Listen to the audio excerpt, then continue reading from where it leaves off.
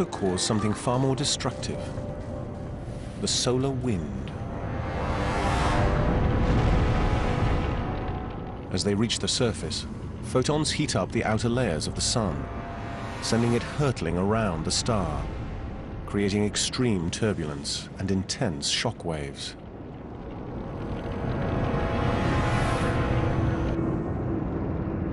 It's so violent, we can actually hear it. Picked up by the orbiting SOHO satellite, this is the sound of the sun.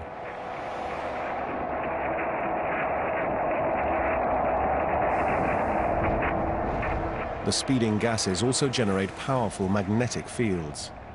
As the star rotates, the fields clash and burst through the surface.